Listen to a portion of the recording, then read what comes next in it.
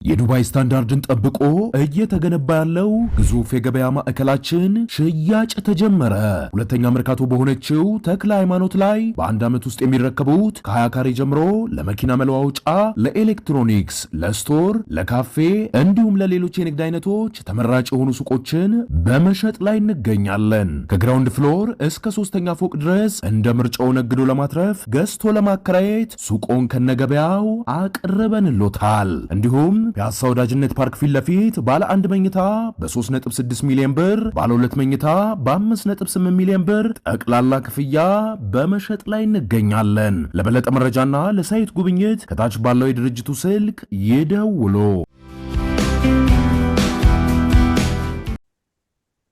ጤና ይስጥልን ክቡራን ተመልካቾቻችን፣ ሲሳይ አገና ከሉዓላዊ ሚዲያ ሐሙስ መጋቢት 3 2018 ዓመተ ምህረት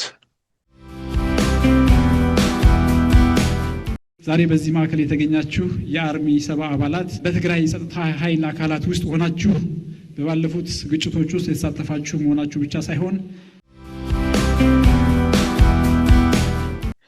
በሕግና ስርዓት መገዛት ነውር የሆነው የብልጽግና ሕጋዊ የፕሪቶሪያ ስምምነት ፈራሚ አካል ወደ ጎን ገሸሽ አድርጎ ታጣቂዎችን በተናጠል እያነጋገር ከአዋሽ አርባ ውስጥ ወደ ዲዲአር ገቡ ብዬ በማማለል የስልጣኔን ህልውና አስቀጥላለሁ በሚል ቅዠት ሲናውዝ እያየን ነው። የኢትዮጵያ መንግስት ፋኖን እየወጋ ነው ብሎ ለፋኖ የተቆረቆረው ሸኔ የወለጋ ፋኖን ግን አብይ ነው ያደራጀው የሚል መግለጫ ሲሰጥ የወለጋ ፋኖች ራሳቸው መግለጫ ሲያወጡ የዛሬ ዓመት ምንድን ነበር ያሉት? እኛ በቀድሞ ዳሞትና ቢዛሞ በአሁኑ የወለጋ ክፍለ ሀገር ፋኖ እዝ ባለንበት ቀጠና በሁሉም መስክ ተጠናክረን እንድንወጣ ሁለንተናዊ ድጋፍ ላደረጉልን የአማራ ፋኖ በጎጃም እጅግ ታላቅ ምስጋናችንን እያቀረብን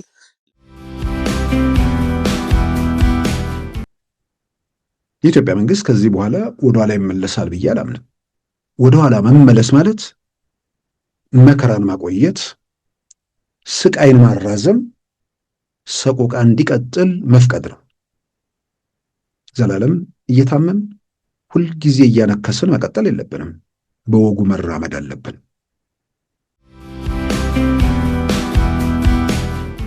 ወደ ጸጸት መንገድ ውስጥ ይጓዛሉ ተብሎ የሚጠበቁ ሰዎች ልማቱን ጥያቄው ሳርና ቅጠል ምንድን ነው እየተከልክ ዘረኝነትን ሲተክል ለነበረ ሰው ልማት እንዴት ይታየዋል? ጥፋት ነው አእምሮ ውስጥ የሚመላለሰው እንጂ። በዛሬ ፕሮግራማችን በእነዚህና በሌሎች ወቅታዊ ጉዳዮች ላይ ትኩረት አድርገናል። አሁን ወደ ዕለቱ ዜና እናመራለን። በኢትዮጵያና ኤርትራ መካከል ችግሮችን በንግግር ለመፍታት የሚደረገው ጥረት በተለይ በሳውዲ አረቢያ በኩል አሁንም መቀጠሉ እየተሰማ ሲሆን የኢትዮጵያ የሀገር መከላከያ ሚኒስቴር ከፍተኛ የጦር አዛዥም ጉዳዩ በዲፕሎማሲያዊ መንገድ እልባት ያገኛል የሚል እምነት እንዳላቸው ተናግረዋል። ባለፈው ወር ከፍተኛ የውጭ ጉዳይ ሚኒስቴር ባለስልጣናቷን አዲስ አበባና አስመራ የላከችው ሳውዲ አረቢያ በዚህ ሳምንት ደግሞ በኢትዮጵያና ኤርትራ የሚገኙትን አምባሳደሮቿን ከየሀገራቱ የውጭ ጉዳይ ሚኒስትሮች ጋር ማወያየቷ ታውቋል። የሳውዲ አረቢያ ጥረት መቀጠሉ በተሰማበት በዚህ ሳምንትም የመከላከያ ሰራዊት የውጭ ግንኙነት ዳይሬክተር ሜጀር ጀነራል ተሾመ ገመቹም በዲፕሎማሲያዊ መንገድ ኢትዮጵያ ለጥያቄው መፍትሄ ማግኘት ዕድሏ ሰፊ መሆኑን አመልክተዋል። ሳውዲ አረቢያ ባለፈው ወር እንደ አውሮፓውያን አቆጣጠር የካቲት 11 2026 የውጭ ጉዳይ ሚኒስትሯን ፋይሳል ቢን ፋራስ አልሳውዲን ወደ አዲስ አበባ በመላክ ከጠቅላይ ሚኒስትር አብይና ከውጭ ጉዳይ ሚኒስትሩ ዶክተር ጌዲዮን ጢሞቴዎስ ጋር ማወያየቷ ሲታወስ በማግስቱ ሐሙስ እንደ አውሮፓውያን አቆጣጠር የካቲት 12 2026 ደግሞ ምክትል የውጭ ጉዳይ ሚኒስትሯ ዋሊድ ቢን አብዱል ከሪም አልከርጂ ከኤርትራ ፕሬዝዳንት ኢሳያስ አፈወርቂና ከውጭ ጉዳይ ሚኒስትሩ አቶ ኡስማን ሳላ ጋር አስመራ ላይ ተወያይተዋል። አስመራ ላይ ከኤርትራ ባለስልጣናት ጋር የተወያዩት የሳውዲ አረቢያው የውጭ ጉዳይ ሚኒስትር በ11ኛው ቀን እንደ አውሮፓውያን አቆጣጠር የካቲት 22 2026 በአዲስ አበባ ከተማ ከዶክተር ጌዲዮን ጢሞቴዎስ ጋር ተወያይተዋል። የሳውዲ አረቢያው ምክትል የውጭ ጉዳይ ሚኒስትር በወቅቱ ከአዲስ አበባ ወደ ደቡብ ሱዳንና ሩዋንዳ ማቅናታቸውም ይታወሳል። በዚህ ሳምንት ደግሞ በአስመራ የሚገኙት የሳውዲ አረቢያው አምባሳደር ከኤርትራው የውጭ ጉዳይ ሚኒስትር አቶ ኦስማን ሳላ ጋር ሲወያዩ፣ በአዲስ አበባ የሚገኙት የሳውዲ አረቢያው አምባሳደር ደግሞ ከኢትዮጵያው የውጭ ጉዳይ ሚኒስትር ዴታ አምባሳደር ሀድር አበራ ጋር ተወያይተዋል። ሳውዲ አረቢያ እያደረገች ያለችውን ጥረት በተመለከተ በሳውዲ አረቢያም ሆነ በሁለቱ መንግስታት በኩል በይፋ የተሰጠ መግለጫ የለም። ሆኖም ኢትዮጵያ የባህር በር ጥያቄዋን በዲፕሎማሲያዊ መንገድ የማግኘት እድሏ ሰፊ መሆኑን ሜጀር ጀነራል ተሾመ ገመቹ ከትናንት በስቲያ አድዋ ሙዚየም በተካሄደ በባህር በር ላይ ባተኮረ ፓናል ውይይት ላይ ማብራሪያ ሰጥተዋል። በዲፕሎማሲ መንገድ መጨረስ አለብን ብለን ስንልም ከዚህ ጀርባ ይሄ እውነት ስላለ ነው፣ ከዚህ ጀርባ ይሄ ኃይል ስላለ ነው እና በዛ የማለቅ ጉዳዩ ሰፊ ነው። ለምን ኢትዮጵያ ስፔሻል ኬዝ አላት። ከኢትዮጵያ መንግስት ጋር አስመራ ላይ የተፈራረምነው ስምምነት በሶስት ነጥቦች ላይ ያተኮረና በአብዛኛው ምላሽ ያገኘ ነው ሲሉ የኦጋዴን ነጻነት ግንባር የቀድሞ ምክትል ሊቀመንበር ገለጹ። የኦጋዴን ብሔራዊ ነጻነት ግንባር የቀድሞ ምክትል ሊቀመንበርና የህዝብ ግንኙነት ኃላፊ የነበሩት አቶ ሐሰን መሐመድ ይህንን የተናገሩት ከሉዓላዊ ሚዲያ ጋር ባደረጉት ቃለ ምልልስ ነው። በአሁኑ ወቅት የህዝብ ተወካዮች ምክር ቤት አባልና የኢንዱስትሪ ሚኒስቴር ዴታ የሆኑት አቶ ሐሰን መሐመድ የኦጋዴን ብሔራዊ ነጻነት ግንባር በቀድሞ መንግስት ጊዜያት ያደረጋቸው ድርድሮች እንዴትና ለምን እንደከሸፉ የዘረዘሩ ሲሆን አሁን ደግሞ በግንባር ውስጥ የተፈጠረው ክፍፍልና ሊቀመንበሩ ሀገር ለቀው የወጡበትን ምክንያት አብራርተዋል። ሶስት ነጥቦች ነበር አክቹአሊ አደራዳሪ ያለው ወይስ እርስ በርስ ብቻችሁን የተነጋገራችሁት? የኢትዮጵያ መንግስት ባለስልጣናትና ኦብነግ ወንድሞቻችን ስለነበሩ አላስፈላጊ ነበር። ኤርትራዎች ነበሩ፣ ግን እነሱ በእኛ በኢትዮጵያ ውስጥ ጣልቃ እንዲገቡ እኛ አልፈቅድም። ግን ነበሩ፣ እዛ ጠረጴዛ ላይ ነበሩ። ምክትል ፕሬዚደንቱ ወይም አጠቃላይ አክቲቭ ሆኖ የማነ አቶ የማነ ነበሩ። ግን ያ ማለት በዛ ዙሪያ ላይ ምንም ኢንፍሉዌንስ አልነበረውም። እኛ እንደ ኢትዮጵያዊ ወንድምና እህት ነበረ ስንደራደር የነበረው እንጂ እነሱ ምንም አይነት ጣልቃ እንዲገቡ እኛም አንፈቅድም፣ እነሱም አልፈለጉም። እና ሶስት ጉዳዮች ነበረ የተስማማ ነው። አንደኛ ከአሁን በፊት የነበረውን ግጭቶች እና አለመግባባቶች በሚዲያም ቢሆን በጦር ሜዳም ቢሆን እንዲቆም ሰሴሽን ኦፍ ሆስቲሊቲ ነበር አንደኛ። ጠላትነቱ እንዳይበቃ የቀድሞ የክልሉ ፕሬዝዳንት አቶ አብዲ መሐመድ ዑመር በቅጽል ስማቸው አብዲሌ በስልጣን ላይ በነበሩበት ወቅት በክልሉ ያደረሱትን የሰብአዊ መብት ረገጣና ዛሬ በክልሉ ስላለው ሁኔታ ያብራሩት አቶ ሐሰን መሐመድ የቀድሞ የክልሉ ፕሬዝዳንት ከሆነ ከወጡ በኋላም ስላሉበት ሁኔታ ከሉዓላዊ ሚዲያ ተጠይቀው ማብራሪያ ሰጥተዋል። የኦጋዴን ብሔራዊ ነጻነት ግንባር በሶማሊያ የባህር ኃይል ጄኔራል ሲመራ ስለመቆየቱ እንዲሁም በነዳጅ ማውጣት ስራ ላይ በነበሩ ከ50 በላይ ኢትዮጵያና ቻይናውያን ላይ የፈጸመውን ግድያና ሌሎች ነጥቦችን በማንሳት ከአቶ ሐሰን መሐመድ ጋር ያደረገው ውይይት ሰሞኑን ይቀርባል። አቶ አብዱራህማን አሁን ከኤርትራ ጋር ግንኙነት አላቸው? ይሄዳሉ ወደ አስመራ? አክቹዋሊ ይሄ ጥያቄ በጣም ወሳኝ ነው። ኢራን ከአሜሪካና እስራኤል ጋር የጀመረችው ጦርነት 15ኛ ቀኑን እያስቆጠረ በሚገኝበት በአሁኑ ወቅት በዓለም አቀፍ ደረጃ የነዳጅ ዋጋ በከፍተኛ መጠን መጨመሩን ቀጥሏል። የኢትዮጵያ መንግስትም የጉዳዩን አሳሳቢነት በተመለከተ መግለጫ ወጣ ሲሆን አጋጣሚውን በመጠቀም በህገ ወጥ ድርጊት ውስጥ የሚሳተፉ አካላት ላይ እርምጃ እንደሚወስድ በገንዘብ ሚኒስትሩ አቶ አህመድ ሼዴ አማካይነት መግለጫ ሰጥቷል። ጦርነቱ ሲጀመር በበርሜል $67 የነበረው ድፍድፍ ነዳጅ በቀናት ልዩነት እንደ አውሮፓውያን አቆጣጠር እስከ መጋቢት 5 2026 ወደ $86 አሻቅቧል። የብዙ መርከቦች መተላለፊያ የሆነውን የሆርሙዝ ሰርጥን ኢራን ለመዝጋት መንቀሳቀሷን ተከትሎ የነዳጅ ዋጋ ይበልጥ በማሻቀብ ሰኞ ዕለት $94 ከ70 ሳንቲም ተመዝግቧል። ነዳጅ አምራች ሀገራት ተጨማሪ ነዳጅ ወደ ገበያ በመልቀቅ ዋጋውን ለማረጋጋት በሚያደርጉት ጥረት ጭማሪውን ለመቆጣጠር ምልክቶች ታይተዋል። ማክሰኞ ዕለት 11 በመቶ ያህል ቀንሶ $83 ከ40 ሳንቲም ተሽጧል። ከትናንት በስቲያ ደግሞ $5 በመጨመር $88 ከ30 ሳንቲም ሲሸጥ በዛሬው ዕለት ሐሙስ ደግሞ በ0.02 ጭማሪ $88 ከ50 ሳንቲም መሸጡን ተመልክቷል። ጦርነቱ ከተጀመረበት ጊዜ ይልቅ ከፍተኛ ዋጋ ጭማሪ ያስከተለው የብዙ መርከቦች መተላለፊያ በሆነው በኢራን ኦማንና ዩናይትድ አረብ ኤምሬት መካከል ያለው የሆርሙዝ ሰርጥን ኢራን ለመዝጋት መንቀሳቀሷን ተከትሎ ነው። በትናንትናው ዕለትም 3 መርከቦችን ኢራን በሰርጡ ላይ መምታቷ ተዘግቧል። የሆርሙዝ ሰርጥ መዘጋት ከፐርሺያ ገልፍ ወደ ገልፍ ኦፍ ኦማን የሚደረጉ ጉዞዎችን የሚገታ በመሆኑ ቻይናን ጨምሮ በኤዥያ ሀገራት ላይ ከፍተኛ የኢኮኖሚ ጫና እንደሚያስከትልም ተመልክቷል። ከአዲስ አበባ እስከ አዳማ የሚሆን የ95 ኪሎ ሜትር ስፋት ያለው የሆርሙዝ ሰርጥ ጠበብ ባለው ክፍል ደግሞ የ33 ኪሎ ሜትር ስፋት እንዲሁም ርዝመቱ 167 ኪሎ ሜትር እንደሆነም ታውቋል። ይህ መስመር የዓለም ነዳጅ ከ20 እስከ 25 በመቶ የሚተላለፍበት ሲሆን በቁጥር ሲቀመጥም በቀን ከ20 እስከ 21 ሚሊዮን በርሜል ይጓጓዝበታል። ከ25 እስከ 30 በመቶ የዓለማችን የተፈጥሮ ጋዝ ጭምር የሚተላለፍበት የሆርሙዝ ሰርጥን በመጠቀም ነዳጅ በዋናነት የሚያጓጉዙት ዋና ዋናዎቹ ሀገራት ሳውዲ አረቢያ፣ ኢራቅ፣ ኩዌት፣ ኳታር፣ ዩናይትድ አረብ ኤምሬት እና ራሷ ኢራን ናቸው። በዚህ ቁልፍ የነዳጅ መተላለፊያ መስመር አቅራቢያ አሜሪካ፣ ዩናይትድ ኪንግደም እና ራሳቸው የገልፍ ሀገራት የጦር ሰፈር እንዳላቸውም ታውቋል። ይህ መስመር ቀደም ባሉት ጊዜያትም በኢራንና እስራኤል እንዲሁም በባህረ ሰላጤው ሀገራትና ኢራን መካከል ውጥረት በነበረባቸው ጊዜያትም ተመሳሳይ ችግሮች እንደተከሰቱበትም ተመልክቷል። እስካሁን የሆርሙዝ ሰርጥ መዘጋቱን የሚያረጋግጡ መረጃዎች ወይንም ኢራን መዝጋቷን በተመለከተ የወጡ ይፋዊ መግለጫዎች የሉም። መስመሩ ቢዘጋ በዋናነት በኤዥያ በሚገኙ ሀገራት ማለትም ቻይና፣ ህንድ፣ ጃፓን እና ደቡብ ኮሪያ ላይ ኢኮኖሚያዊ ጫናው የበረታ እንደሚሆን ተዘግቧል። ቻይና ወደ ሀገሯ ከምታስገባው ነዳጅ ከ40 እስከ 50 በመቶ በሆርሙዝ በኩል የሚያልፍ ሲሆን ነዳጅ የሚልኩላት ሀገራት ደግሞ ሳውዲ አረቢያ፣ ኢራቅና ራሷም ኢራን ናቸው። ህንድ ከምታስገባው ነዳጅ ከ60 እስከ 65 በመቶ እንዲሁም ጃፓን ከምታስገባው ከ85 እስከ 90 በመቶ፣ ደቡብ ኮሪያ ከምታስገባው ከ70 እስከ 75 በመቶ በዚሁ በሆርሙዝ ሰርጥ በኩል የሚተላለፉ መሆኑም ተመልክቷል። የሰርጡ መዘጋት በእነዚህ ሀገራት ላይ ኢኮኖሚያዊ ጫናው የበረታ እንደሚሆንም ተተንትኗል። በሆርሙዝ ሰርጥ በኩል በቀን 7 ሚሊዮን በርሜል በማስተላለፍ ሳውዲ አረቢያ ቀዳሚ ስትሆን ኢራቅ 3.4 ሚሊዮን፣ ኤሚሬት 3 ሚሊዮን፣ ኩዌት ደግሞ 3 ሚሊዮን በማስተላለፍ ግንባር ቀደም ሀገራት ሆነው ተመዝግበዋል። የሆርሙዝ ሰርጥ 95 ኪሎ ሜትር ስፋትና 167 ኪሎ ሜትር ቢረዝምም መርከቦቹ የሚተላለፉት በተገደበላቸው 3 ኪሎ ሜትር ስፋት ላይ ብቻ እንደሆነም ተዘግቧል። ይህም የመርከቦችን ግጭት ለመከላከል ሲባል የሚወሰድ እርምጃ እንደሆነም ተተንትኗል።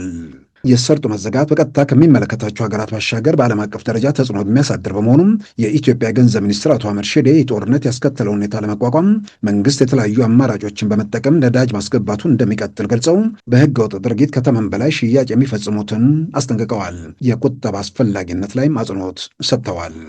ይህ በእንዲህ እንዳለም ጦርነቱ እንደገና በትናንትናው ዕለት በማገርሸቱ ኢራን በሳምንቱ መጨረሻ የገባችውን ቃል በማጠፍ በአረብ ሀገራት ላይ ጭምር ሚሳይልና ድሮን የተኮሰች ሲሆን በጥቃቱም ሳውዲ አረቢያ፣ ኩዌት፣ ኳታር፣ ባህሬንና ዩናይትድ አረብ ኤምሬት ኢላማ መሆናቸው ተዘግቧል። በዱባዩ ዓለም አቀፍ አውሮፕላን ማረፊያ አካባቢ በደረሰ የድሮን ጥቃት በርካታ ሰዎች መቁሰላቸውም ተመልክቷል። ኢራን በእስራኤል ላይ በርካታ የባሊስቲክ ሚሳይሎችን በትናንትናው ዕለት ያዘነበች ሲሆን ጥቃቱ በድሮን ጭምር የተደገፈ መሆኑም ተዘግቧል። ኮርማሻር የተባለውን የመካከለኛ ርቀት ባሊስቲክ ሚሳኤል እስራኤልን ለመደብደብ ኢራን መጠቀሟም ተዘግቧል። ኢራን በሆርሙዝ መተላለፊያ አቅራቢያ መርከቦች ላይ ጥቃት ስትሰነዝር መተላለፊያው ላይ ፈንጅ ለመቅበር ተንቀሳቅሰዋል በተባሉ የኢራን መርከቦችን ማውደሟን ደግሞ አሜሪካ ገልጻለች።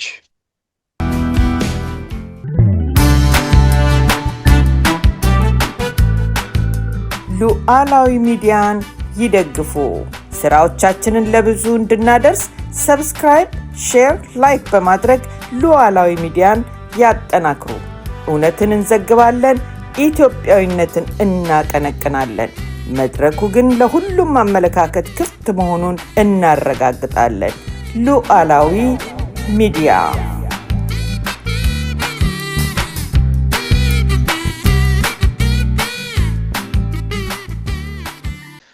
ክቡራን ተመልካቾቻችን በሱዳን የሚገኘውን አርሚ 7 የተባለውን የህወሓት ታጣቂዎችን ጨምሮ በአጠቃላይ በተለያየ ግንባር ወይ ደግሞ ስፍራ የሚገኙ ህወሓት ታጣቂዎች በዲዲአር ፕሮግራም ከሰራዊቱ ለማሰናበት የሚደረገው እንቅስቃሴ ከትግራይ ውጭ ባሉ ቦታዎች ላይ የኢትዮጵያ ብሔራዊ ተሃድሶ ኮሚሽን በትናንትናው ዕለት መጀመሩን አስታውቋል። ይህንን ተከትሎ በትግራይ ክልል ጸጥታ ቢሮ መግለጫ ወጥቷል። በመግለጫው በአብዛኛው ዘልፋ የታጨቀበት መግለጫ፣ ቁጣ የተመላበት መግለጫ ነው እንመለከተዋል። እንዲሁም የኦሮሞ ነጻነት ሰራዊት በወለጋ አካባቢ የወለጋ ፋኖ ነው በሚል የሚንቀሳቀሰው ኃይል ጉዳት እያደረሰ ነው የሚል መግለጫ ወጥቷል። ከዚህ መግለጫ ጋር አያይዞ ያነሳው እዛ ላይ ያነሳቸው ነጥቦች ምናልባት የኦሮሞ ነጻነት ሰራዊት ምናልባትም የኦሮሞ ነጻነት ሰራዊት ማን ነው የሚለውን በተለያየ መንገድ ለመገንዘብ ያልቻሉ ሰዎች ወይ ደግሞ መረዳት ያቃታቸው ከፋኖ ጋር ያለችውን ትብብር ለመገንዘብ የተቸገሩ ምናልባትም ትብብሩ ዛሬ ሳይሆን የመጀመሪያው ንጹሐኑ በሚጨፈጨፉበት ጊዜ ጭምር ምን አይነት ገጽ ላይ ነበረው የሚለውንም በተወሰነ ደረጃ የሚፈነጥቅ ስለሆነ በመግለጫው ያነሳቸውን ነጥቦችን እሱንም እንመለከታለን። ከዛ በፊት ግን የኢትዮጵያ ውስጥ የአዲስ አበባ ፖሊስ ኮሚሽን እንዲሁም በኢትዮጵያ ብሔራዊ ደህንነት መስሪያ ቤት ውስጥ የሹምሽር ወይ ደግሞ አዳዲስ ሰዎች መሾማቸውን የተመለከቱ መረጃዎች በትናንትናው ዕለት ተሰራጭቷል። በኢትዮጵያ ሀገር መከላከያ ሰራዊት ከፍተኛ ወታደር አዛዥ በመሆን እስከ ትላንት ድረስ ሲያገለግሉ የነበሩት ሌተና ጀነራል አስራት ዴኔሮ የአዲስ አበባ ፖሊስ ኮሚሽነር ሆነው ተሹመዋል። ረዳት ኮሚሽነር ቶፊቅ መዲድ ደግሞ በምክትል ኮሚሽነርነት ከአዲስ አበባ ኮሚሽን እንዲመሩ ተሹመዋል። በተጨማሪም አቶ አይዛክ ኢሳም በአዲስ አበባ ፖሊስ ምክትል ኮሚሽነር መሆናቸው ተገልጿል። ከዚህም ባሻገር አቶ አሰፋ አብዩ የኢትዮጵያ ብሔራዊ ደህንነት መስሪያ ቤት ምክትል ዳይሬክተር ሆኖ መሾማቸውንም በትናንትናው ዕለት ይፋ ሆኗል።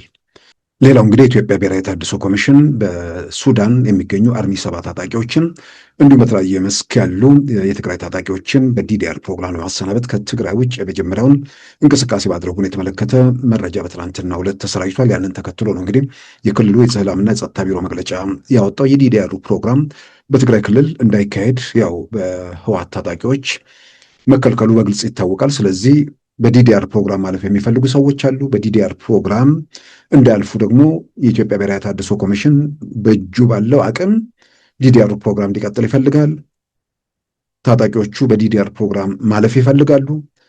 ትግራይ ውስጥ ያለው አስተዳደር ማለትም በዋናነት ህዝባዊ ወያነ ሓርነት ትግራይ እንደገና ደግሞ የታጣቂዎቹ አዛዦች በተወሰነ ደረጃ የክልሉ ፕሬዝዳንትና የክልሉ አስተዳደርም እየተባበረ መሆኑ ምን ጥያቄ ውስጥ የሚገባ አይደለም። እየተባበረ ስል የዲዲአር ፕሮግራም እንዳይፈጸም እየተባበሩ ናቸው። ስለዚህ ይህን በተመለከተ ሁለት አካላት ዲዲአሩ እንዲፈጸሙ ይፈልጋሉ። የኢትዮጵያ ፌዴራል መንግስት ያቋቋመው የብሔራዊ ተሃድሶ ኮሚሽን የዲዲአሩ ፕሮግራም እንዲፈጸም እጁ ላይ ባለው አቅም ያንን ለማስፈጸም ይንቀሳቀሳል። ታጣቂዎቹ በዲዲአር ፕሮግራም መሰናበት ይፈልጋሉ። ልክ ተፈናቃዮቹ እንደታገቱት ሁሉ በዲዲአር መውጣት የሚፈልጉ ሰዎችን አግቶ ያዘ ኃይል አለ። ስለዚህ እንደ ተፈናቃዮቹ ድንኳን ውስጥ የተቀመጡ ሳይሆኑ በተለያየ መንገድ ራሳቸው ወደ ዲዲአር ፕሮግራም መሄድ የሚችሉበት እድል ሌሎቹ ስላለ ሊከቧቸው ይችላሉ። ግን ለማምለጥ ያላቸው እድል ሰፊ ስለሆነ በዚህ መልኩ ወደ ዲዲአር ፕሮግራም በመምጣት በዛ የሚያልፉበት ሁኔታ መመቻቸቱን እንግዲህ የብሔራዊ ተሃድሶ ኮሚሽን በትላንትናው ዕለት ይፋ አድርጓል። እናንተ የመረጣችሁት የሰላም መንገድ ሌሎችም የእናንተን መንገድ እንዲከተሉና ወደ ሰላማዊ መንገድ እንዲመጡ የበኩላችሁን እንድትወጡ ጥሬን እያቀረብኩ ከብዙ ጥረትና ድካም በኋላ አሁን ለደረስንበት ደረጃ እንድንደርስ አስተዋጽኦ ላደረጋችሁ ወገኖች ሁሉ እና የመንግስት አካላት ምስጋናን አቀርባለሁ። ዛሬ በዚህ ማዕከል የተገኛችሁ የአርሚ 7 አባላት በትግራይ የጸጥታ ኃይል አካላት ውስጥ ሆናችሁ በባለፉት ግጭቶች ውስጥ የተሳተፋችሁ መሆናችሁ ብቻ ሳይሆን ከዚህ ቀደም በጀግናው የሀገር መከላከያ ሰራዊት አባል ሆናችሁ ለሀገር ሰላም፣ ለሀገር ደህንነት ዋጋ የከፈላችሁ ውድ የኢትዮጵያ ልጆች በመሆናችሁ የሰላም ዋጋው በጥልቀት ትረዱታላችሁ፣ ይገባችኋል በሚል ነው። እናንተን በዚህ ማዕከል ተቀብለን በዲዲአር ሂደት እናሳልፍ ለእናንተ የሚኖርን የሰላም ጭላንጭል ብቻ ሳይሆን ለህዝባችሁ፣ ለቤተሰቦቻችሁና ለወገናችሁ የሚኖርን ትሩፋትን ታሳቢ በማድረግ ነው። በመሆኑም ከዚህ ስልጠና በኋላ በዲዲአር ሂደት ካለፋችሁ በኋላ ለሚኖሩ የሰላም ግንባታ ስራዎች በሙሉ ቁርጠኛ ተሳታፊ በመሆን አጋዥ ሆናችሁ ከጎናችን እንድትቆሙ ጥሬን ማስተላለፍ እፈልጋለሁ። ብሔራዊ ተሃድሶ ኮሚሽን የተሰጠውን ዓላማ ለማሳካት ባለፉት 1 ዓመታት በትግራይ ክልል ብቻ ሳይሆን በኦሮሚያ፣ በአማራ፣ በአፋር ክልልም እንደዚሁ ገብተን ከ85,000 በላይ የቀድሞ ተዋጊዎችን ወደ ሰላም መልሰን ይህን ተከትሎ የክልሉ የጸጥታ ቢሮ ያወጣው መግለጫ አለ። በወጣው መግለጫ ላይ ጅብ በማያውቁበት ሀገር ሄዶ ቁርበት አንጥፉልኝ አለ። ምናልባት እንግዲህ መግለጫውን አጭር ስለሆነ እንዳላነበዋለው ለምን እንደወጣ ምክንያቱን ያው አስቀድሜ አንስቻለሁ። ነገር ግን በመግለጫው ላይ የተንጸባረቁ ቃላትን ሰዎች ልብ እያሉ እንዲያደምጡ ፈልጋለሁ። ጅብ በማያውቁበት ሀገር ሄዶ ቁርበት አንጥፉልኝ አለ። ጦርነት መጀመር ቀላል ነገር አድርጎት በውር ድንበር ገብቶበት ህዝባችንን በማንገላታትና በማጎሳቀል የሀገር ክብርንና ዝናን ክፉኛ አበላሽቶ እንዳይሆን አድርጎ መሳቂያና መሳለቂያ የሆነው የብልጽግና ስርዓት ስለ ሰላምና መቻቻል ያለ ህፍረት ሲያወራ ማየት እጅግ ይገርማል። ከላኪዎቹ ባገኛት እንጥፍጣፊ ዳረጎት በከተማዎች ሳርና ቅጠል ተክዬ አስዋብኩላችሁ የሚል የሞኞች ዘፈን ክፋቴን ይሸፍንልኛል በሚል የዘውትር አጀንዳ ካደረገው የቆየው ይህ ቡድን አሁን ደግሞ የትግራይን ሰራዊት በተናጠል እያገኘ የትግራይ ውስጥ ያለው የተሃድሶ ኮሚሽን ቅርንጫፍ ጽሕፈት ቤት ጭምር ሳያውቀው ዲዲአር መጀመሩን የሚገልጽ ጎምዛዛ ቀልድ አሰራጭቷል። በሕግና ስርዓት መገዛት ነውሩ የሆነው የብልጽግና ሕጋዊ የፕሪቶሪያ ስምምነት ፈራሚ አካል ወደ ጎን ገሸሽ አድርጎ ታጣቂዎችን በተናጠል እያነጋገር ከአዋሽ አርባ ውስጥ ወደ ዲዲአር ገቡ ብዬ በማማለል የስልጣኔን ህልውና አስቀጥላለሁ በሚል ቅዠት ሲናውዝ እያየን ነው። ሰላም ነውሩ የሆነው የብልጽግና ይህ አይነቱ ተነሳሽነት የወሰድኩት ለሰላም ካለኝ ጽኑ ፍላጎት ነው ብሎ ሲቀጥፍ ማለት የሚቻለው ጅብ በማያውቁበት ሀገር ሄዶም ቁርበት አንጥፉልኝ አለ ብቻ ነው። ዘላለማዊ ክብር ለሰማዕቶቻችን የትግራይ ሰላምና ጸጥታ ቢሮ። እንግዲህ ዲዲአሩን በተመለከተ ወደ ዝርዝር ጉዳዮች እያንዳንዱ ላይ መሄድ እንችላለን። ግን መግለጫው ላይ የተንጸባረቁትን ነገሮች አጭሩ የመግለጫው ይዘት የዲዲአር ፕሮግራሙን ትግራይ ያለው የብሔራዊ ተሃድሶ ኮሚሽን ቅርንጫፍ ሳያውቀው፣ ፈራሚው የፕሪቶሪያ የሰላም ስምምነት የፈረመው አካል ሳያውቀው የብልጽግና መንግስት የዲዲአር ፕሮግራምን በአዋሽ አርባ እያካሄደ ነው። በአንድ መስመር የሚያልቅ ነገር ማለት ነው።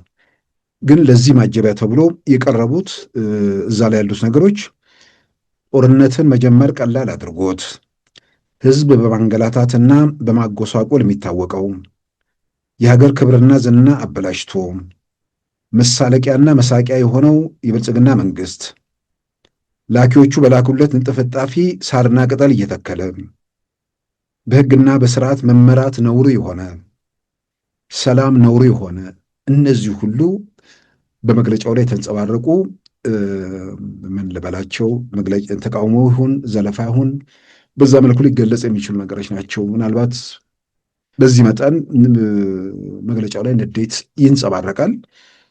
ምናልባት ግን የኢትዮጵያ መንግስት ሁላችንም ሰላም ስለምንፈልግ ጦርነቱን በበላይነት ስላሸነፈ በፕሪቶሪያ የሰላም ስምምነት የተቀመጡትንም ነገሮች የበላይ ስለሆንኩ መፈጸም የለብኝም የሚል መታበይ ውስጥ ገብቶ ከህግና ከስርዓት ውጭ የሚሄድ ከሆነ ሁላችንም ስለሚያሳስበን አንድ አካል በሆነ ወቅት ላይ ስለ ሰላም የገባውን ቃል ለሰላም ያለውን ቁርጠኝነት ጉልበት ስላለው የማይፈጽመው ከሆነ ሌሎች ለሰላም መንገድ የሚጀምሩ ወገኖች ተመሳሳይ ነገር ይገጥመናል የሚል ስጋት ይኖርባቸዋል ብቻ ሳይሆን የትኛው መንግስት ለህግና ለስርዓት ታማኝ መሆኑ በብዙ መልኩ የተረጋጋ ሀገር ለመፍጠር በህዝብ ዘንድም እምነት ለማሳደር በጣም መሰረታዊ ነገር ነው። ስለዚህ ማናችንም ኢትዮጵያ ውስጥ ህግን መሰረት አድርጎ ወይ ደግሞ ስምምነት ከተፈጸመ ለስምምነቱ ሁሉም አካል ተገዥ መሆን እንዳለበት እናምናለን። በፕሪቶሪያዊ ሰላም ስምምነት መሰረት የኢትዮጵያ መንግስት እዛ ላይ ፈርሞ ያልፈጸመው ወይ ደግሞ የፕሪቶሪያ የሰላም ስምምነት እንዳይተገበር እንቅፋት የፈጠረበት መንገድ አለ ወይ የሚለው መሰረታዊ ጥያቄ ነው። ብዙ ጊዜ አንስተነዋል። ግን መግለጫ እያወጡ በተለያየ መንገድ ማህበረሰብ ውስጥ የተሳሳተ መልእክት እያስተላለፉ ስለሆነ የተወሰነ አሁንም መሀል ላይ ዥዋዥዌ የሚጫወት አጥር ላይ የቆመ ግራ የገባው ምናምን ሰው ካለ በየአጋጣሚ በየጊዜው መልእክቶችን ማስተላለፉና የፕሪቶሪያ የሰላም ስምምነት ላይ የተቀመጡ ነገሮችን ማን እንደፈጠጣቸው ማን እንቅፋት ፈጠረ የሚለውን ማንሳቱ በጣም አስፈላጊ ነገር ነው። ስለዚህ የዲዲአር ፕሮግራም አንደኛው በፕሪቶሪያ የሰላም ስምምነት መሰረት በጥቅምት ወር 2015 በተፈረመው የፕሪቶሪያ የሰላም ስምምነት መሰረት እስከ ህዳር 24 2015 መፈጸም የሚገባው ተግባር ነው።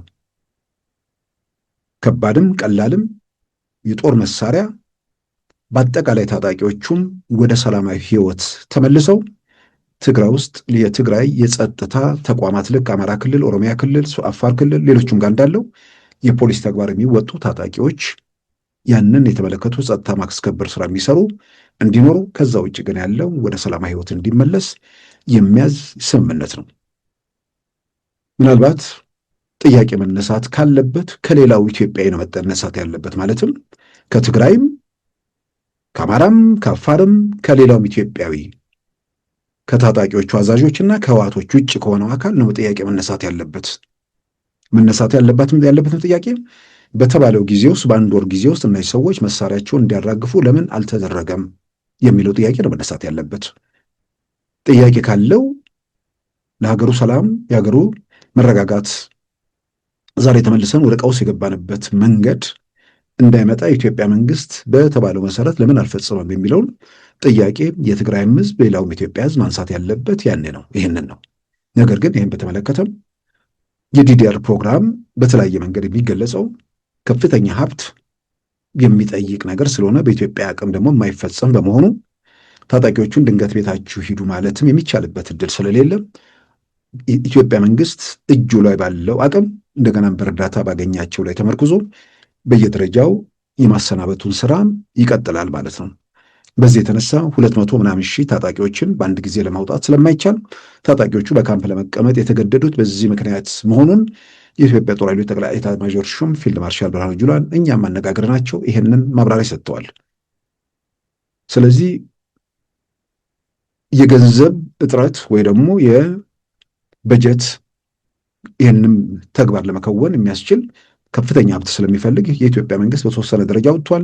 አሜሪካ፣ ዩኬ፣ አውስትራሊያን የመሳሰሉ ሀገራት ደግሞ የተወሰነ ድጋፍ አድርገው እስካሁን ድረስ ወደ 8000 ሰዎች ከትግራይም ከአማራም ከኦሮሚያም በዚህ ሂደት ውስጥ ያለፉ መኖራቸው እንግዲህ ብሔራዊ ተሃድሶ ኮሚሽን ኮሚሽነሩ አቶ ተመስገን ጥላሁን ተናግረዋል።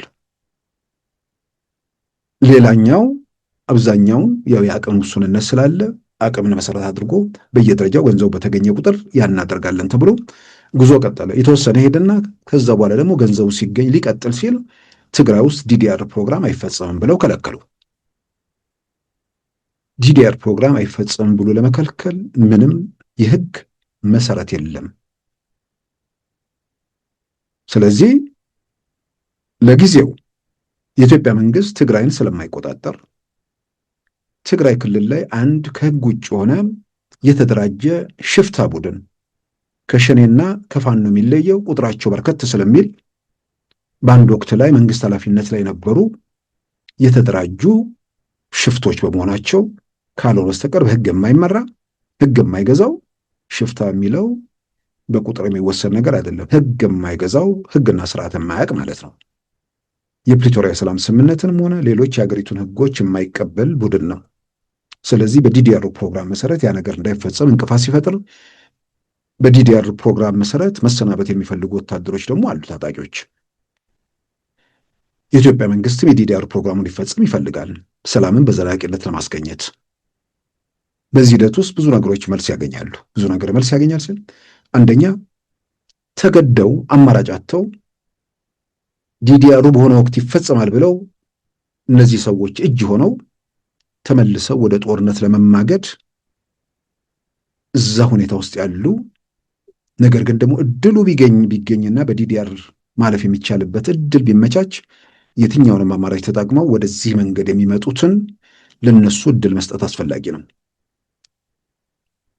ከዚህ በኋላ እውነት ለመናገር ለእነዚህ ሰዎች ህልውና ብሎ ህይወቱን፣ አካሉን፣ ሁለመናውን የሚከፍል የትግራይ ወጣት ይኖራል ብዬም አላምንም። በአደባባይ የሚገለጹ በተለያየ መንገድ የሚንጸባረቁ ሀሳቦችም ይህን እያረጋገጡ ነው። ስለዚህ ዲዲአር ፕሮግራም የሚፈጸመው በካምፕ ስላሉ እንደሆነ ስለሚያምኑ ይነስም ይብዛ ወደ ቤታቸው ሲገቡ ትንሽ መቋቋሚያ ስለሚያስፈልጋቸው ያ ነገር የሚፈጸመው ካምፑስ መቆመጣቸው እንደሆነ አምነው በካምፑስ ስላሉ የግድ ትግራይ ውስጥ መሆን የለባቸውም። ዲዲአር ፕሮግራም እንዳይፈጸም እንቅፋት የፈጠረው እዛው እናንተን ካምፕ ውስጥ ያገተው ኃይል ነው። ስለዚህ በማናቸውም መንገድ ወደ መሀል ሀገር ኑና የዲዲአር ፕሮግራም ተካፋይ ሆኑ የሚለው ነገር በጣም ለሰላም በጣም ብዙ ርቀት የሚወስድ ነው።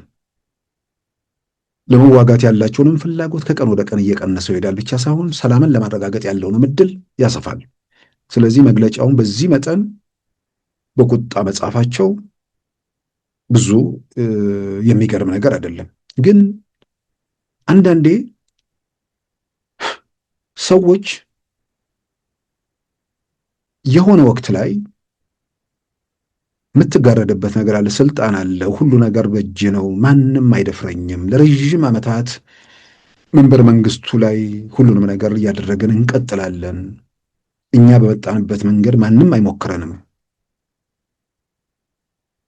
እየገደልንም እያሰርንም እየዘረፍንም ሁሉንም ነገር እያደረግን ማን ከልካይ ያለብን በኢትዮጵያ ምድር ብለህ የሆነ ጊዜ ላይ ታበየ አእምሮ ተዘግቶ የሆነ ነገር ስታደርግ ነበር። ከስልጣን ከለቀክ በኋላ የትግራይን ህዝብ በሰብአዊ ጋሻና ለመጠቀም የተደረገው ጥረት ያን አውዳሚ ጦርነት ካስከተለ በኋላ ዛሬ ከትግራይ ውስጥ ራሱ በወጉ መሬት መርገጥ የሚችሉበት ሁኔታ በሌለበት በተንሳፈፉበት ሰው ነገሮችን መለስ ብሎ ቆም ብሎ ለመመርመር ለመገምገም እድል አለው ብዬ ነበር ማምነው። በብዙ መልኩ አንደኛ በኢትዮጵያ ማዕከላዊ መንግስት ውስጥ ስልጣን ላይ በነበሩበት ወቅት የነበሩበት የስልጣን ዘመን በአንጻራዊ ሰላም የተረጋገጠበት ጊዜ፣ አሁን ደግሞ እነሱ ስልጣን ከለቀቁ በኋላ ሀገሩ በዘረኝነት የሚታመስበት በየሰፈሩ የተደራጁ ዘረኞች ሀገር ጉስቁልና መከራ ውስጥ የከተቱበት ጊዜ ውስጥ ኢትዮጵያ ውስጥ የሚሰሩ የሚታዩ ስር ነቀል የልማት እርምጃዎች ሰዎች ይህን ሲያዩ ያን ያህል 27 ዓመት በአንጻራዊ ሰላም በነበሩበት ጊዜ ውስጥ ያንን ባለመሰረታቸው ይህንን ነገር መከወን ባለመቻላቸው ቁጭት ውስጥ ገብተው በበዳይነት ስሜት ወደ ጸጸት መንገድ ውስጥ ይጓዛሉ ተብሎ የሚጠበቁ ሰዎች ልማቱን ጥያቄው ሳርና ቅጠል ምንድን ነው እየተከልክ ዘረኝነትን ሲተክል ለነበረ ሰው ልማት እንዴት ይታየዋል? ጥፋት ነው አእምሮ ውስጥ የሚመላለሰው እንጂ ዘረኝነትን ስትተክል ስትኮተኮት ስታበለጽገው ስታፋፋው ቆይተ ዛሬ ልማት የሚባል ነገር ሊገባ አይችልም። ልማት የሚታያችሁ ዘርፋችሁ ራሳችሁን ስታደልቡ ራሳችሁን ስታፋፉ ቆመንለታል የምትሉትን ህዝብ ለመካራ በማጋለጥ በሱ ስም በመነገድ ነው። ዛሬ እነ ጀነራል ምግበ በአደባባይ ዘርፋቸውን አረጋግጠዋል። ልክ እኮ በኩራት ነው የሚናገሩት። ከአዲስ አበባ ሲገቡ ኢንቨስተር እንደነበሩ አዲስ አበባ እየተዋጉ ሲመጡ ኢንቨስተሩ ምግበ ኃይሌ ከዛ በኋላ አሜሪካና ዱባይ የሚዝናና ዱባይ አሜሪካ፣ ዱባይ፣ ትግራይ፣ አዲስ አበባ በርካታ ቤቶች አሉ። ይህንን በኩራት በድፍረት የሚናገሩ ሰዎች ናቸው ዛሬ። በነገራችን ላይ የጀነራል ምግበ የዱባይ ቤትን በተመለከተ ትናንትም በዜና ይደነበታል። በዝርዝር ቀኑን ይጻፉትን ደብዳቤ ከነ ፎቶግራፋቸው የተላከውን በእርሳቸውና በስማቸው በሚስታቸው ስም የተገዛውን ቤት ለወንድማቸው እንዲያስረክቡ የዛሬ ዓመት ጥር ወር ዘገባውን ስናቀርብ ማስተባበያ ሰጥተው ነበር። በአማርኛ አስተባበሉ፣ በትግርኛ አመኑ። በነገራችን ላይ አሁንም እንዲህ አይነት መረጃ ይሄ አሁን አንዳንዴ ሰው ላይ አልፈርድበትም። ለምንድን አልፈርድበት? ሚዲያ ላይ ሰዎች ለመዋሸት ለመቅጠፍ አይናቸውን የማያሹበት ትላንት የተናገሩት ዛሬ ሲዛባ ግድ የማይሰጣቸው የሚከተሏቸውን ግድ የማይሏቸው ሰዎች ስለሆኑ አንዳንዴ ወጣ ያሉ መረጃዎች ሲወጡ ሰዎች ግራ ይገባቸዋል። የጀነራል ምንድን ነው የጀነራል ምግበን ያንን ዜና ስናወጣ የተጠራጠረ የለም ብዬ አላምንም። በተጨባጭ ማቀው ነገር ባይኖርም ግን ይህንን የማነሳው ምንድን ነው ከአንድ ዓመት በኋላ ራሳቸው በአንደበታቸው አረጋገጡት። ይህንን ስገልጽ ደግሞ ሉዓላዊ ላይ የፖለቲካ አቋሜን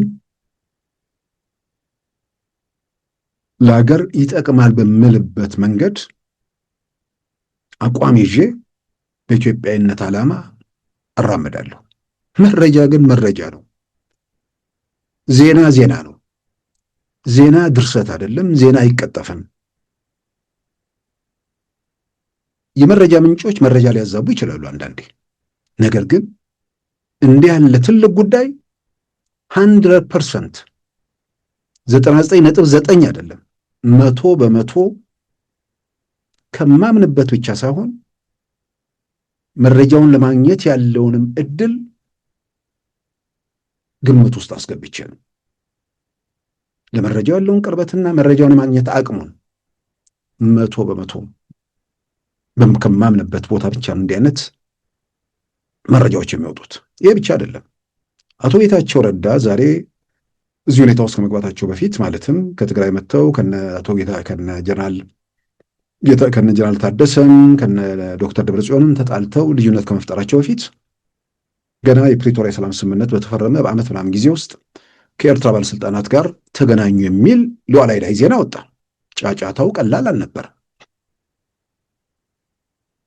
ከፍተኛ ጫጫታ ነበር። በተለይ በቲፒኤልኤፍ ካምፕ ይህን አሳቦ የጠቅላይ ሚኒስትሩ መንግስት ወረራ ለማድረግ ምናምን የሚል ነበር በኋላ የሚነገረው። አቶ ጌታቸው በኋላ በአደባባይ መጥተው ከኤርትራ መንግስት ጋር ስነጋገር ነበር አሉ። እነ ዶክተር ደብረጽዮን ሲነጋገር ነበር አሉ። ሁለቱም መነጋገራቸውን ተገለጹ። አቶ ጌታቸው ግን ተመልሰን ወደ ግጭት እንዳንገባ ነገሮችን ለማርገብ በሚቻልበት ሁኔታ ላይ ከእነርሱ ጋር መመካከር ይቻላል ብዬ ተነጋግሬያለሁ አሉ። ያኔ ሉዓላዊ ላይ አቶ ጌታቸው ተነጋገሩ ስንል ተቃውሞ ሲያቀርቡ የነበሩ ወገኖች ምናልባት ተጸጽተው ይሁን ወይ ደግሞ በዛ ጉዳይ ላይ አርመው አስተያየት ሰጥተው ይሁን አላውቅም። ልክ እንደዚሁ መሬ ወዳጆ ቆስሎ መቀሌ ለሕክምና መሄዱን ሉዓላዊ ላይ መረጃ ወጥቷል። እንዴት ተደርጎ ፋኖ ከህወሓት ጋር ምናምን የሚል ነበር ጫጫታው በቲፒኤልኤፍ በፋኖ ካምፕ እና በቲፒኤልኤፍም ካምፕ። ዛሬ መሬ ወይ ደግሞ ሌላ ፋኖ ከህወሓት ጋር ሕክምና አይደለም ምን ድረስ እንደሚሄዱ በአደባባይ እየታየ ነው። ስለዚህ ሰውን አልፈርድበትም። ምክንያቱም ከኪስ የሚወጡ የሚደረቱ ልብ ወለዶች በየቀኑ ስለሚጻፍ አንዳንድ ድንገተኛ ወይ ደግሞ ትልቅ ነገሮች ሲመጡ እንዲህ ምን በመገረሙ አይቀርምና ያው እናቶ ጌታቸውም እናቶ ክንፍና ጀነራል ትላም በአደባባይ አረጋግጧል። በኋላ ደግሞ እንትናም መሬ ወዳጆም መቼና ሄዶ እንደታከመው ወይ በሰላም እጁን ሲሰጥ ወይ ደግሞ ሲማረክ የዛን ጊዜ የእሱን ምስክርነት እንደምሰማ እርግጠኛ ነኝ። ያኔ ደግሞ በዛ ላይ አስተያየት የሚሰጡ ሰዎች ይኖራሉ ብዬ ተስፋ አደርጋለሁ። ወደዚህ ሁኔታ ውስጥ የገባሁት ከዘረፋ ከምናምን ጋር ተያይዞ ራሳቸውን ሲያደልቡ በትግራይ ሕዝብ ስም ሲነግዱ የነበሩ ሰዎች ኢትዮጵያ ውስጥ በሚያዩት ጸጸት ተሰምቷቸው በቁጭት ቢያንስ ይህን ነገር ባለመረበሽ ይሄ ሌላው አካባቢ እየታየ ያለው ትርጉም ያለው ስር ነቀል የልማት እንቅስቃሴ በትግራይ ውስጥ እንዳይተገበር እንቅፋት የሆንኩት እኔ ስለሆንኩ ከዚያ ዙሪት ውስጥ እንዴት እንውጣ የሚል ጸጸት ሊሰማቸው የሚገባቸው ሰዎች ሳርና ቅጠል እየተከለ ይላል። ዘረኝነት ስተክል ኖረ ሳርና ቅጠል እንትን እኮ ነው፣ ልማት ነው ራሱ። ግን ሳርና ቅጠል አይደለም፣ ስር ነቀል ነገር ነው። ኢትዮጵያ ውስጥ ስር ነቀል በምግብ ራስን በመቻል በሚባለው ደረጃ እንኳን ብንወስድ የስንዴው ታሪክ እኮ በቂ ነው። የስንዴው በቲፒኤልኤፍ ጊዜ ይነስ የሚብዛ እኮ መንግስታት አሁን ተሲል የህዝብ ቁጥራችን እየጨመረ ነው።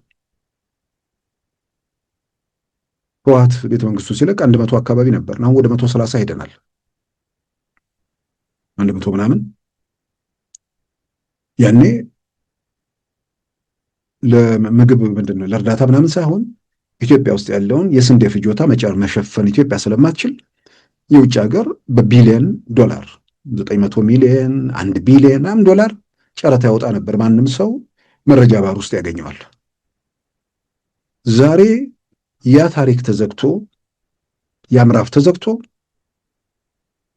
ኢትዮጵያ ስንዴ መግዛት አቁማለች። አንዳንድ መጠየቅ ለማይችሉ ሰዎች ይሄንን ለማዛባት የሚሞክሩ አሁንም እርዳታ እየመጣ አይደለም ወይ? ስንዴ እየገባ አይደለም ወይ? የሆነ ቦታ ላይ እኮ ስንዴ ገባ ምናምን የሚሉ ይሄንን የማይጠይቀውን በዛ መልክ እንትን የሚያደናግሩ አሉ። ስለ እርዳታ ስንዴ እየተነገረ አይደለም። የእርዳታ ስንዴ ትላንት ይመጣ ነበር፣ ዛሬም እየመጣ ነው። ምናልባት ቁጥሩ ቀንሶ ይሆናል። የእርዳታ ስንዴ ሳይሆን ለገበያ ፍጆታ ሀገር ውስጥ ላለው ገዝቶ ለሚጠቀመው ኢትዮጵያ በቂ ስንዴ ስለሌላት ከውጭ ሀገር በቢሊዮን ዶላር ተገዝቶ ይመጣ ነበር። ዛሬ ያቆሟል። ብቻ አይደለም፣ የኬንያ የፓርላማ አባላት ሰሞኑን ስለ ኢትዮጵያ በሰጡት ምስክርነት አንደኛው የፓርላማ አባል የሀገሪቱ የኬንያ የቦለቄ ምርት ከግማሽ በመቶ በላይ የሚሸፈነው ከኢትዮጵያ በሚመጣ ነው አሉ። ከዛም ባሻገር በተወሰነ ደረጃ ገብስም ስንዴ የሚመጣል አሉ። ስለዚህ ስንዴ ኤክስፖርት እያደረግን ነው ማለት ነው። በውጭ ሰዎች ምስክርነት ስራማ እየተሰራ ነው። ስራና ሰራተኛ ተገናኝተዋል።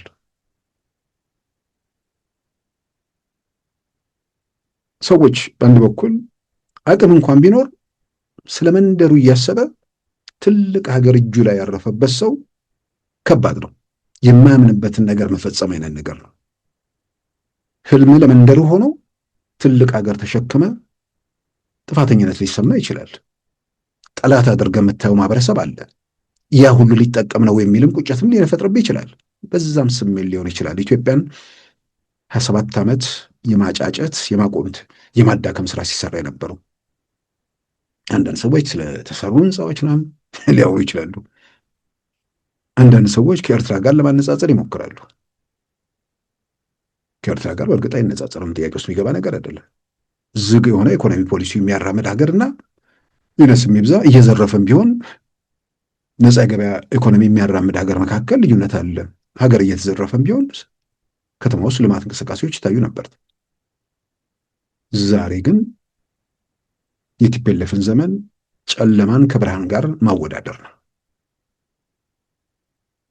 እሳት እየነደደ ሀገር እየተቃጠለ፣ ሀገር ደግሞ ራሳቸው እያቃጠሉና በመልእክተኞቻቸው እያነደዱ ጎን ለጎን እንዲህ አይነት ትርጉም ያለው ስራ እየተሰራ ይሄንን ለማንኳሰስ ይሄን ደግሞ ለማቆሸሽ መሞከር በጣም በጣም በጣም አለመጸጸታቸውን ስለሚያሳይ ሲሆን እነዚህ ሰዎች በምንም መንገድ በምንም ተአምር ከዚህ በኋላ ኢትዮጵያ ፖለቲካ ውስጥ አይደለም ትግራይ ፖለቲካ ውስጥ ፍጹም ሚና ሊኖራቸው የማይገባ የትግራይም የኢትዮጵያም ሸክሞች ናቸው።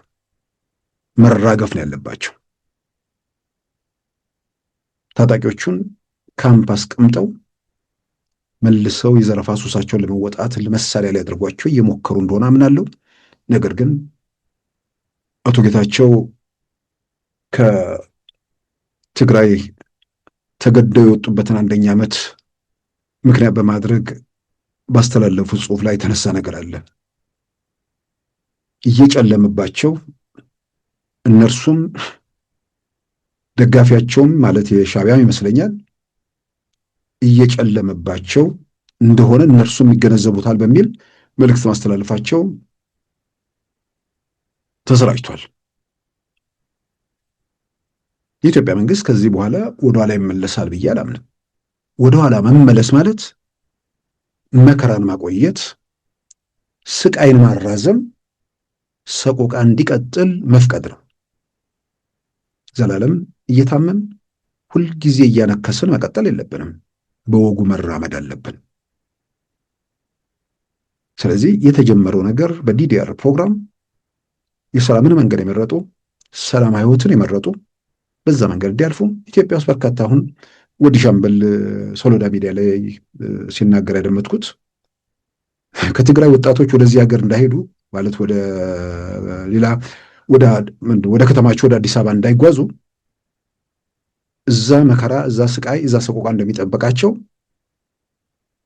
እየተነገረ ነው። እንግዲህ ጀነራል ታደሰም ተናግረዋል፣ ጀነራል ክንፈም ተናግረዋል። ማለት ጀነራል ምግበብ ወደዛ መሄዳችሁ ዶክተር ደብረጽዮን ደግሞ ያርዷቸዋል የሚል መግለጫም ሰጥተዋል። ያው ቃላቸው ራሱ እኮ አንደበታቸው እኮ የሆነ በጎ ነገር አያወጣውም። ማረድ፣ መግደል፣ ልማት፣ ሰላም የሚባል ደግሞ አንደበታቸው ውስጥ የለም። አእምሯቸው ሁሌ የሚያብላለው ስለ ጥፋትና ስለ ክፋት ብቻ ስለሆነ ነው። እና ትታረዳላችሁ እንዴት ነው? ያኔ እንትን አልክ፣ አደናገርክ። ያኔ እኮ በቃ ሰው እኮ መደናገሩን እኮ አመነ።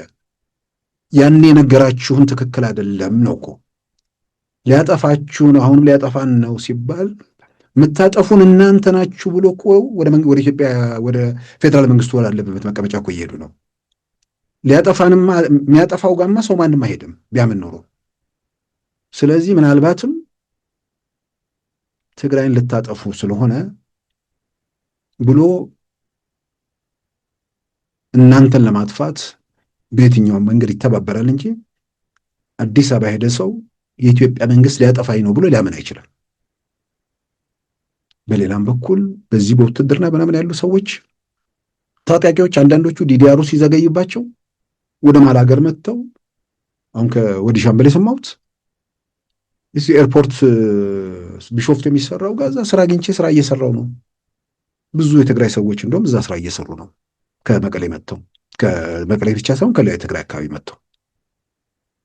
ስለዚህ ሀገራቸው ነው የሆነው ኋላ ቀር ቡድን ቁጥጥር ስር ሆኖ በስቃይና በሰቆቃ መቀጠል የለባቸውም።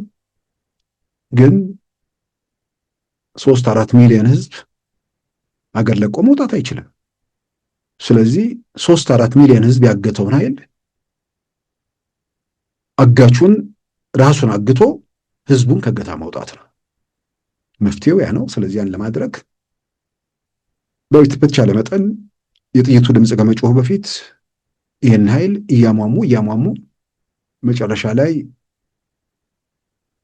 እርምጃዎቹ ማህበረሰቡ ላይ ጉዳት የማያደርስበት መልከት እልባት መስጠት ያስፈልጋል። ታጣቂዎቹ የትግራይ ክልል ጸጥታ ቢሮ ባወጣው መግለጫ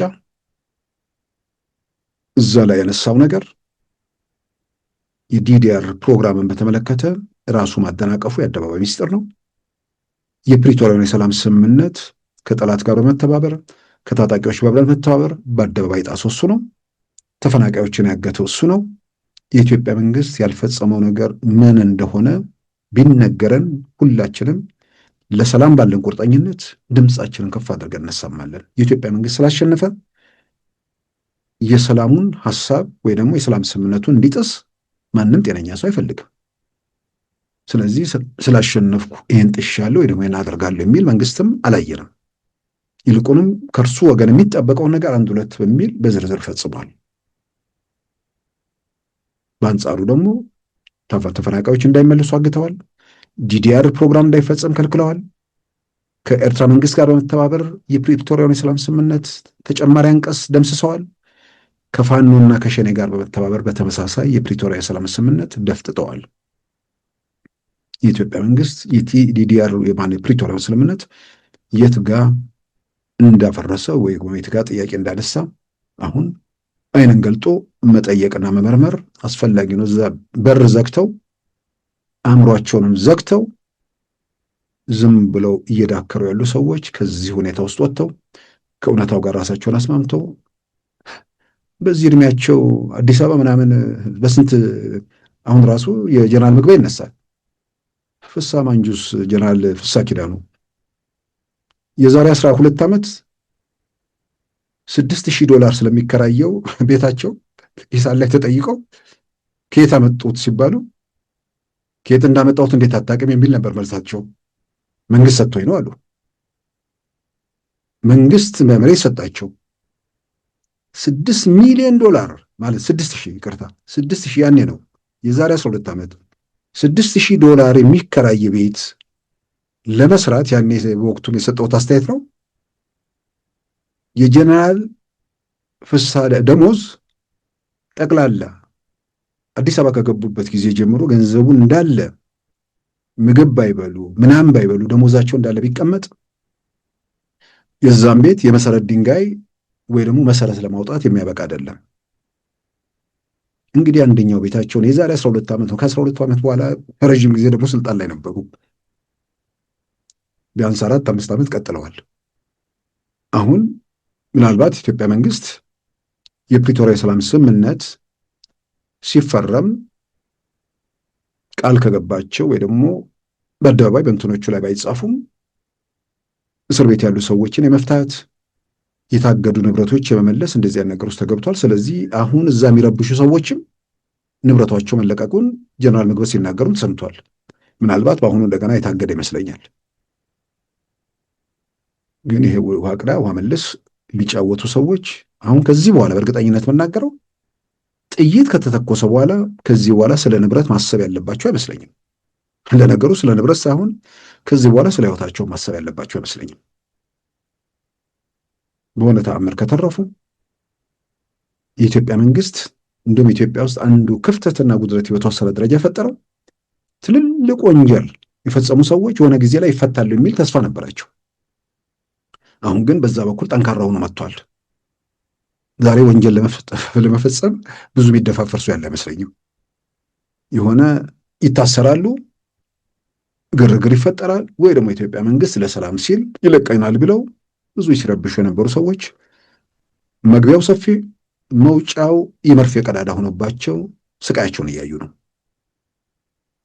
እነዚህ ደግሞ ተደራራቢ የሆነ ጥፋት በሀገር ላይ የደረሱ ሰዎች ከዚህ በኋላ በሕይወት ካሉ ቃሊቲ ዘላቂ ቤታቸውን ለመስራት ራሳቸውን ጭምር ማዘጋጀት ነው ያለባቸው። ይሄ ጥያቄ ውስጥ የሚገባ ነገር አይደለም እና ከእንዲህ አይነት ሁኔታ ውስጥ መውጣቱ በጣም በጣም አስፈላጊ ነው። ሌላው እንግዲህ የኦሮሞ ነጻነት ሰራዊት ሸኔ የሚባል ቲፒኤልኤፍ ቤተ መንግስት ከለቀቀ በኋላ የሚያንዘረዝረው ቲፒኤልኤፍ ከለቀቀ በኋላ መንገጭቀጭ ጀመረ። ቲፒኤልኤፍ ከለቀቀ በኋላ ጠመንጃ ምን እንደሆነ ያኔ ነው ያወቀው እስክንል ድረስ የሚያስገርም ቡድን የኦሮሞ ወጣቶች ከቲፒኤልኤፍ ጋር ግብ ግብ ሲፈጽሙ የትም ያልነበረ መኖሩን የምናውቀው በመግለጫ ነበረ። ህወሓት ቤተ መንግስት ከለቀቀ በኋላ በክብር አዲስ አበባ ገብቶ እየረበሸ ያለ ኋላ ቀር ቡድን።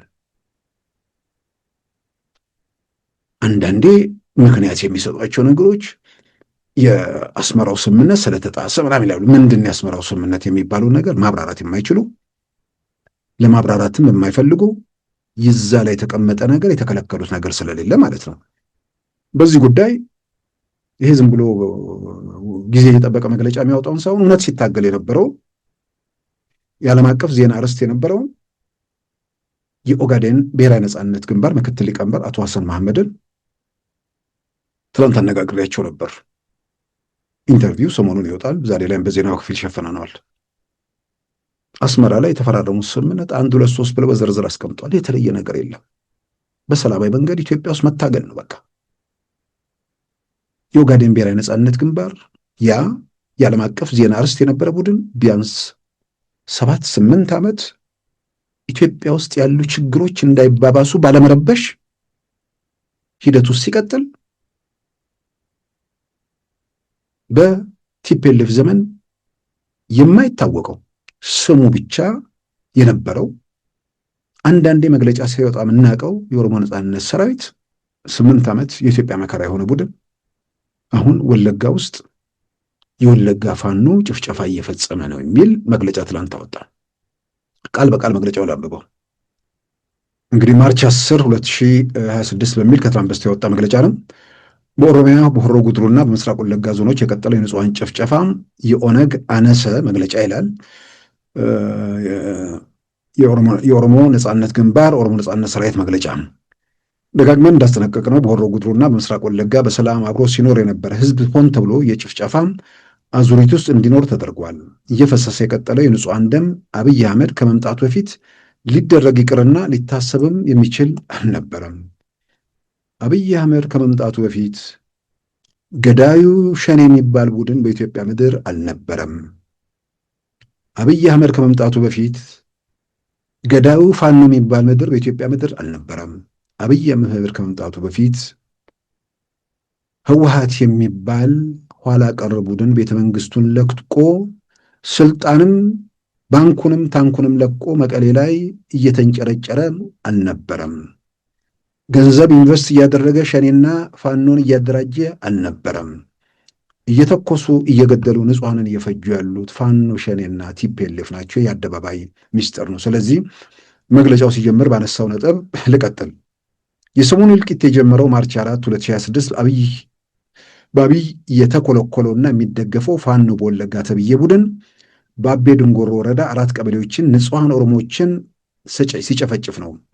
ገዳይ ቡድን 180 ቤቶችን አቃጥሎ 3 ሰላማዊ ዜጎችን ገድሎ ከነዚህ መካከል የ3 ወር አራስና በመቶዎች የሚቆጠሩ የቤት እንስሳትን ዘረፈ ይላል። አስገራሚ ነገር ነው። የወለጋ ፋኖ አብይ ያደራጀው በኋላ ላይ መጣበታለሁ። የወለጋ ፋኖ ብለው ራሳቸው ሊያደራጁ ሰዎች ዓላማቸው ምን እንደሆነ ተናግረው በጎጃም ፋኖ ድጋፍ እንደተደረገላቸው በድምፃቸው አረጋግጠው በኋላም በጎጃም ፋኖ በነዘመነ ካሴ የሚመራው አፋበ ምናምን የሚባል የሚገርም ስም አለኝ አለ ቡድሩ ሁሌ የሚገርመኝ ነው። ሰው ትግል የሚያደርግ በብዙ መንገድ ነው ራሱ የሚያዘጋጀው። ለአንደበት የማንተ የማይል ስም እንኳን አያዝም። አፋበ ምንም እውነት ለመናገር ስለማላቅ ነው ስማቸውን ወይ ደግሞ ለማያዝ ስለሚያስቸግረኝ ነው። መግለጫ ወጥተው የኛ አካል ሆኗል የወለጋ ፋኖ ብለው በአደባባይ መግለጫ ሰጥቷል። እዚህ ጋር አንድ ጥሩ ነገር ቪዲዮቹን አመጣለሁ። ጥሩ ነገር ምንድን ነው? እነዚህ ሰዎች ሸኔ እስከዛሬ እየገደለ ለመጀመሪያ ጊዜ ያው ግድያው ዓላማ ስላለውም ጠላትነት ማሳየቱም ይጠቅማል ብሎ ስለተወሰደ እየገደለ በዝምታው ቀጠለ። አንዳንዴ ዓለም አቀፍ ጩኸት ሲበረክት የለውበትም ለማለት ይሞክራል። ብዙ ጊዜ ግድያውን በዛ ከሙሾ አውራጆቹ ጋር ቪዲዮ እየተለዋወጡ እያስለቀሳሉ፣ ይገድላሉ። እንዴ ነበር ሲያደርጉ የነበሩት። አሁን ያን ሲያደርጉ የነበረውን ነገር በተወሰነ ደረጃ ሰሞኑን አንድ መግለጫ አውጥቶ ይህን ነገር አንጸባርቆ ነበር።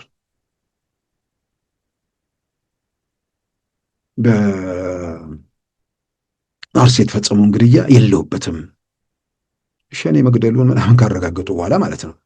ጨዋታው ምንድን ነው? ጩኸቱ ሲበረክት ብቻ ሳይሆን ግድያውን ፈጸሙ፣ አስቆጡ።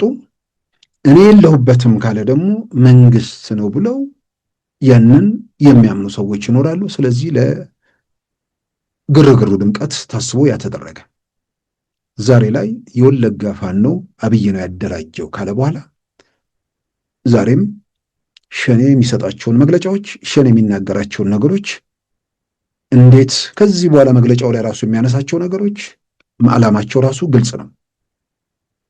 ከሁለት ቀናት በኋላ የመከላከያ መኮንኖች የኦሮሚያ ልዩ ኃይልና በጃል ሞሲሳ ተብዬ የሚመራ ሸኔ ገዳይ ቡድንን መበቀል አለብን ብሎ በማሰባሰብ የአማራ ማህበረሰብ በሚበዛበት አሩሲ ቀበሌ ዘልቀው በመግባት 200 ቤቶችን አቃጠሉ።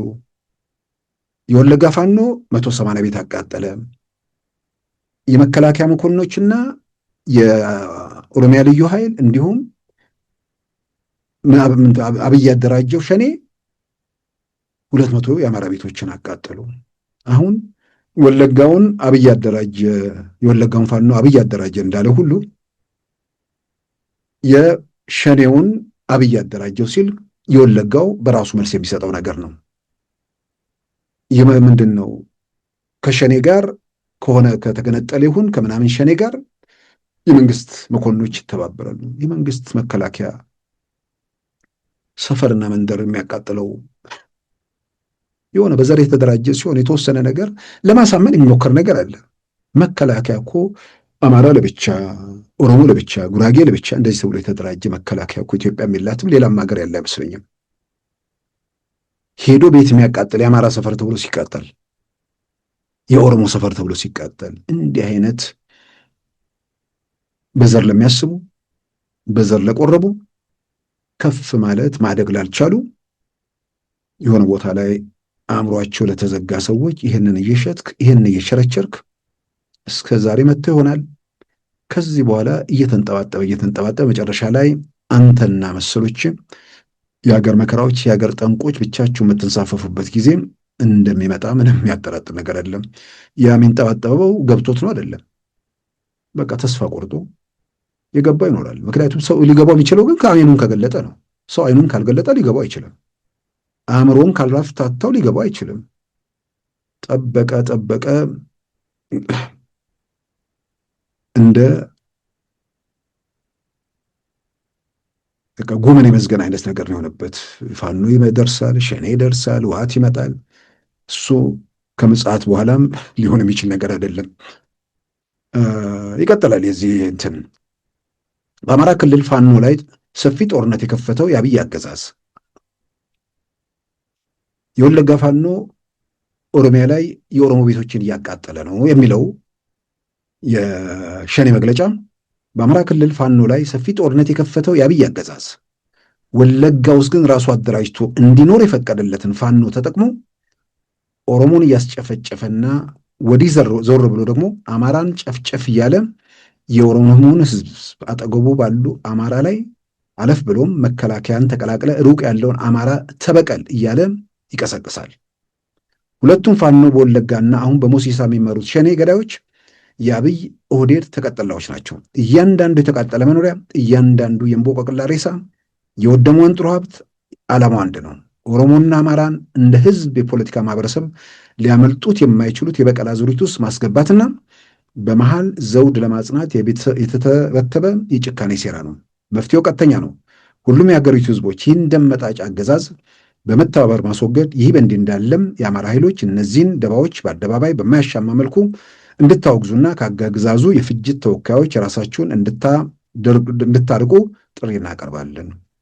ለመጨረሻው መግለጫ ከፋኖ የሚሰጥ መግለጫ ካለ የሚጠበቀው በወለጋ ፋኖ ስም ሌላ ምንድን ነው ነው የሚሉት የወለጋ ፋኖ ወለጋ የሚኖሩ አማራዎችን ለመብትን ምንድን ነው በደል ለመካስ ሲንቀሳቀስ አብይ ያደራጀው የወለጋ ፋኖ ደግሞ ንጹሐን የኦሮሞ ቤቶችን በማቃጠል የሚል መግለጫ ሊሰጡ ይችላሉ።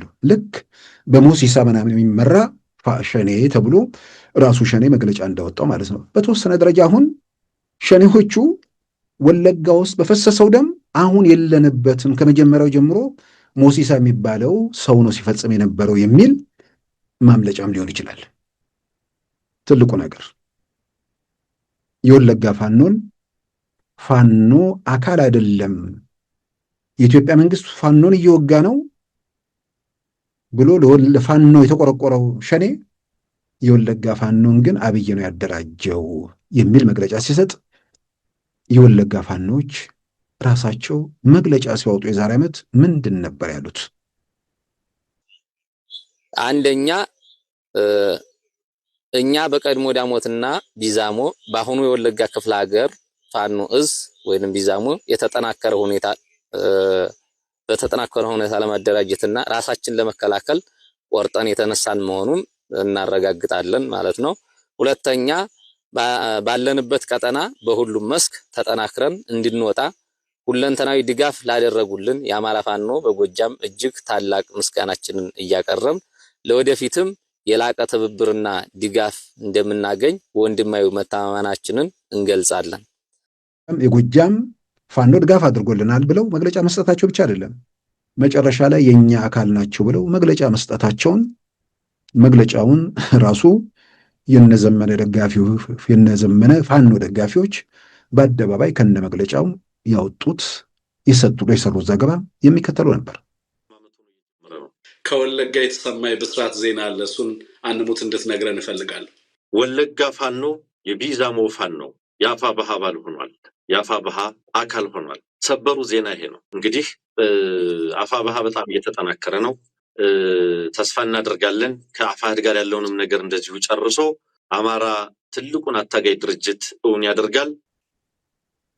የወለጋ ፋኖ አብይ ነው ያደራጀው። አብይና ዘመነ አብረው ይሰራሉ ሳይሆን አሁን ደግሞ ዘመነንም የሚያደራጀው አብይ ነው። መሬን የሚያደራጀው አብይ ነው። ከሌን የሚያደራጀው ወደዛ አይነት ቀልድ ብንጓዝ ደም የሚፈስበት ቀልድ ባይሆን ኖሮ በደንብ እንዝናናበት ነበር። ህይወት የሚከፈልበት፣ ንጹሃን የሚያልቁበት፣ ሰዎች መውጥተው መግባት ያልቻሉበት የጉስቁልና የመከራ የሲኦል ምድር የፈጠሩ ኃይሎች ወንጀላቸውን ኃጢአታቸውን ለመደበቅ እየተፍጨረጨሩ ነው። ወለጋ ውስጥ በተለያዩ ቦታዎች በፈሰሰው ደም፣ አማራ ክልል በተለያዩ ቦታዎች በሚፈሰው ደም፣ ሸኔም ፋኖም እያንዳንዳቸው በፈሰሰው ደም ባለቀ ሕይወት በተደረሰው ጉዳት ለፍርድ መቅረባቸው ፈጽሞ ጥያቄ ውስጥ የሚገባ ነገር አይደለም። ለዚህ ራስን ማዘጋጀት ነው። በፍጹም የማታመልጡበት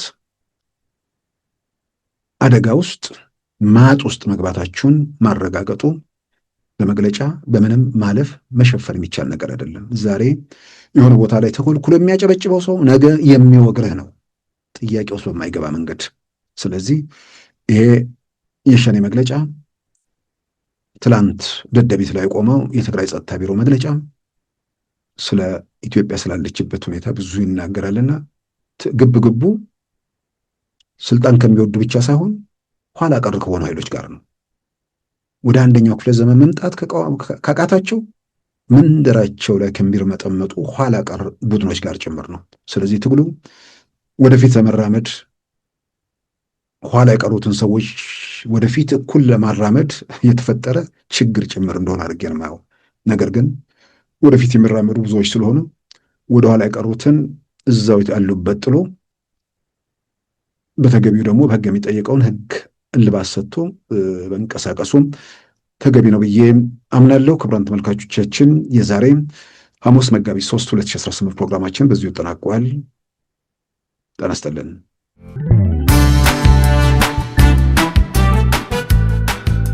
ሉዓላዊ ሚዲያን ይደግፉ።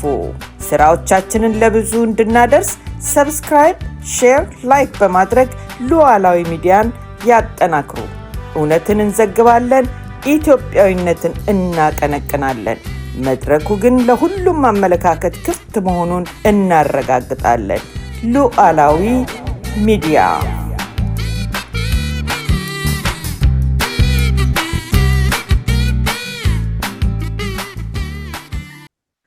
የዛሬ ሐሙስ መጋቢት 3 2018 ፕሮግራማችን በዚሁ ተጠናቋል። ጤና ይስጥልን።